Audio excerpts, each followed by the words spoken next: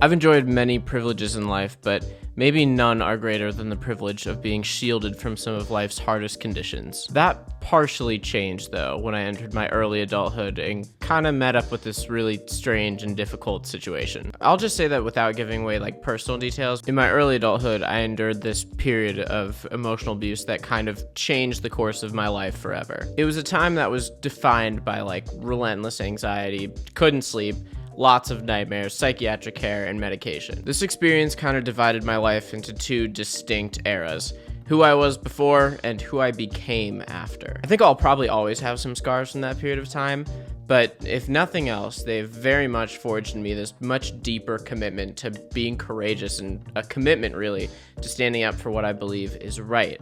And that, if nothing else, I'm just very grateful for. Suffering, while painful, is a transformative force that cultivates empathy, resilience, and moral courage. I would say it's plausible that those who kind of avoid hardships or their responsibility to kind of act against injustice might not ever reach their full potential as an ethical human being. Many people like to tout that they follow their moral compass when push comes to shove, but I found in my own personal and purely anecdotal experience that this just isn't really that true. When things get very uncomfortable and it's kind of time to, push back a little bit on some things that aren't right, even if it's just a small thing, I kind of think that a lot of people don't really stand on business the way that they say that they do. The bystander effect, e.g. the Kitty Genovese case, where, it was demonstrated that a lot of people are actually too afraid to report bad things when they happen, and a whole body of other psychological research has proven that a lot of people actually overestimate their willingness to intervene. Maybe you've heard of the Milgram experiment, where it was testing the tendency of humans to obey authority figures even when they were given very heinous orders. Or even more simply, the tendency for behavior to be determined more by the demands of the situation rather than the idiosyncratic traits of the individual. If we look at this from a more philosophical lens, Aristotle's virtue ethics would say that true courage isn't just about good intentions, but habitual actions aligned with moral virtues. Simone de Beauvoir would say that ethical freedom requires actively fighting against oppression, and that neutrality actually enables harm. I say all this, by the way, not from any sort of high horse or armchair or anything. I am somebody who that for most of my life was pretty much turning away from conflict every chance I had. I was in no means looking to get in the line of fire, and I probably considered myself neutral, if you had to ask the old version of myself. I'm a musician full-time, and my career is pretty much only contingent on the fact that my best friend at the time, and still to this day actually, was kicked out of the band that I am now a part of by adults when we were 13 years old, and I did nothing to stand up for him or say how horribly he was mistreated. That was my best friend. We're still best friends to this day, somehow. I thank God that he still wants to be my friend, but I still regret that I didn't stand up for him in the moment, to my own detriment, because I wouldn't be in this position if that whole thing hadn't happened, if he wasn't forcibly and very unfairly removed from this band that is now my full-time job. As an adult, I've started to kind of rethink about this whole situation, and I've just started to see it through the lens of wow, he really needed somebody and he couldn't count on me. I think lots of people who have been disaffected are so misunderstood. That sounds so corny also because if you think about that one Cole Sprouse interview where he's most of us only join the arts because we're pretty f***ed up. That's not what I mean, but just let me elaborate on this. I think a lot of people who are categorized as being cold or callous are really just people who have endured a lot more hardships and adversity than the rest of us, and a lot of times they're just trying to defend themselves, or they're trying to be a voice or an advocate for somebody else who can't defend themselves. And there are actually a lot of studies that show that people who have endured more suffering are a little bit more sensitive to the suffering of others. I'm not reinventing the wheel, that's Empathy 101. Research from Frontiers in Psychology in 2021 on post-traumatic growth, or PTG, demonstrates how adversity kind of lends to deeper empathy and resilience. To bring this back to a philosophical lens again, German philosopher Friedrich Nietzsche and Kelly Clarkson, would probably say, what doesn't kill you makes you stronger. Life's hardships kind of act as a crucible for forging stronger individuals. The very stoic Marcus Aurelius would say that suffering refines the soul and builds moral fortitude. My girlfriend and my co-cat parent is probably one of the most caring and compassionate people I know.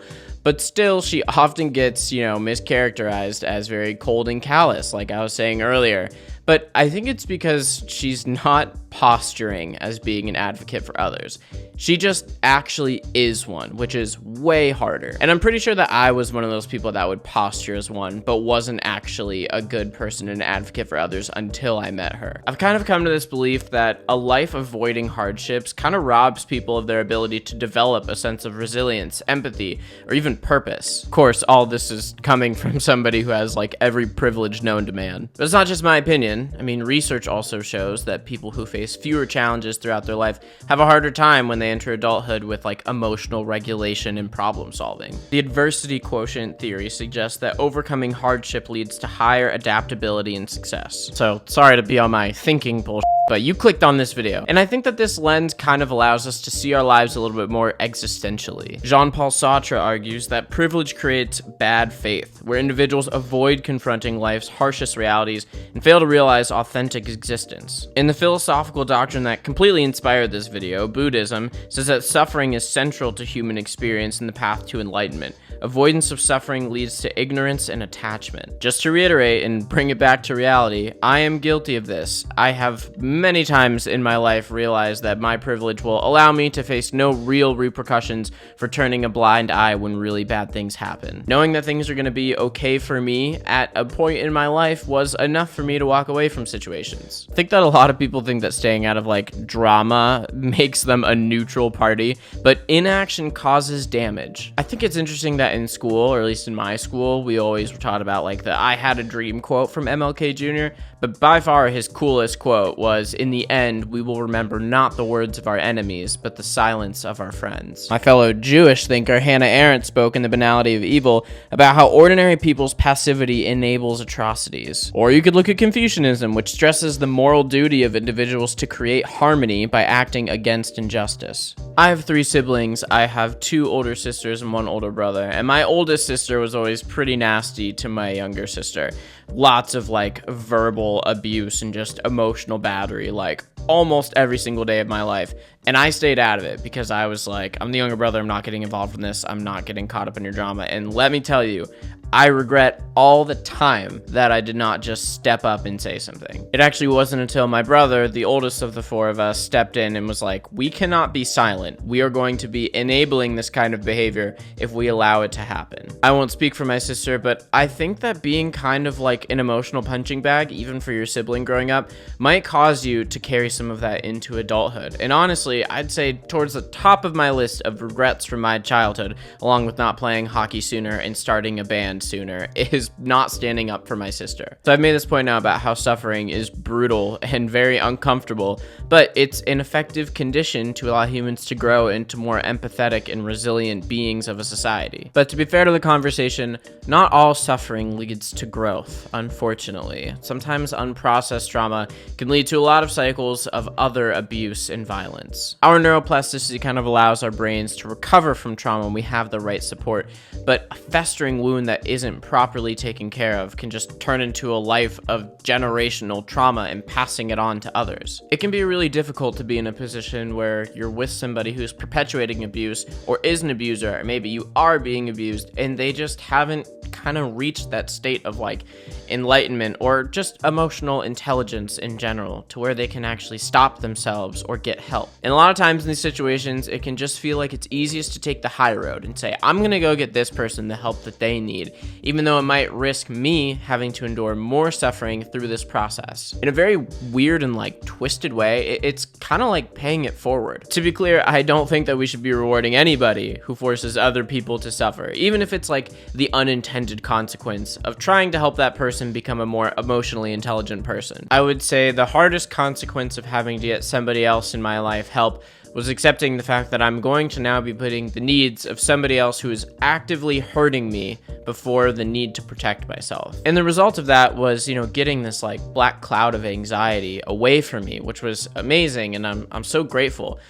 I just gotta tell you, I was so close to just taking the high road. I was ready to kind of give up my job and give up some of my closest friends just to be like, you know what, I'm better off getting out of this position that way than I am waiting to see what happens. And we now arrive at this kind of difficult and nuanced subtopic within the conversation, which is how do you handle when very uncontrollable and unforeseen mental illnesses or mental conditions, we should probably say, are affecting people in a way that causes them to abuse others. A reflective person might arrive at the conclusion that the abuser is actually beholden to their condition and is therefore exempt from the consequences of their actions. Still, someone's getting hurt, and something has to change.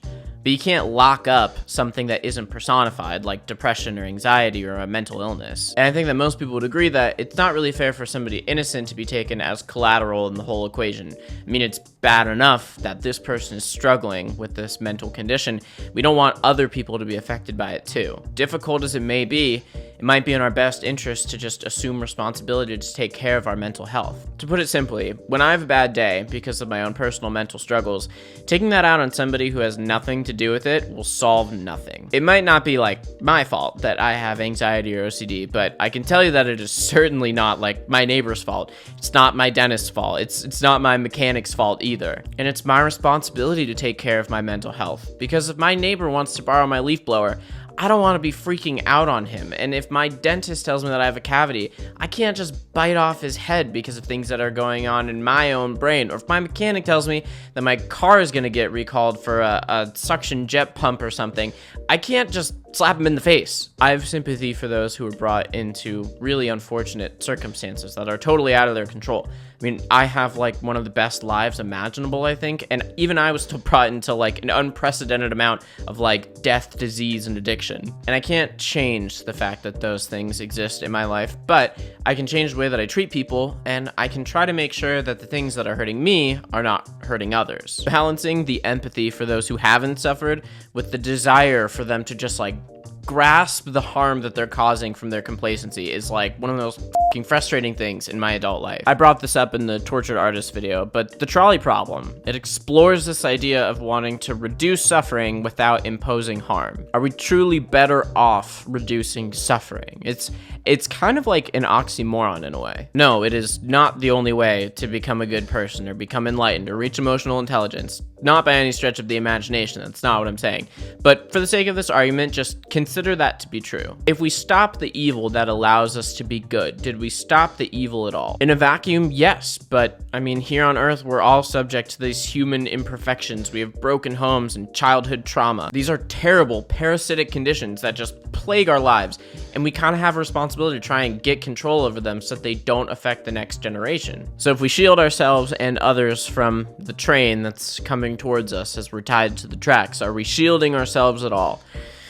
I don't really know. I know we're so far in the woods in this stupid thought experiment. Look, I don't think it's possible to like categorize all suffering. I mean, some of it is useful for character development, sure, but I mean, some of it's just pure evil, and I don't really know how much it really helps us all that much. A friend of mine was just at Dollar General the other day, and he said that he saw this like f***ing Karen just really giving it to the cashier, and he just turned around when he was leaving, he just called her a bitch, and I was like, wow, that's one, hilarious, but like, two, it might have been really impactful. Who knows? Maybe that Karen learned that embossing her bitchiness onto other people isn't actually appropriate, and it's not going to help things move any faster. Maybe that cashier is going to carry themselves a little bit more confidence and courage, maybe, knowing that some strangers are going to be there in their corner to back them up if they need it, and it'll start some sort of like great chain reaction and being an advocate for others. Albert Camus also grappled with the absurd tension between wanting a just world and the impossibility of it. Suffering, while painful, is transformative, fostering resilience, empathy, and moral courage. Avoiding hardship or neutrality in the face of it stunts growth and perpetuates harm. I encourage everybody to reflect on your role in standing up for others and to hopefully not see suffering as a punishment, but maybe it's just like a path to becoming a little bit better of a person. And if you can't find a reason for yourself to stare into the darkness and really work on your mental health, then maybe just think about doing it for others.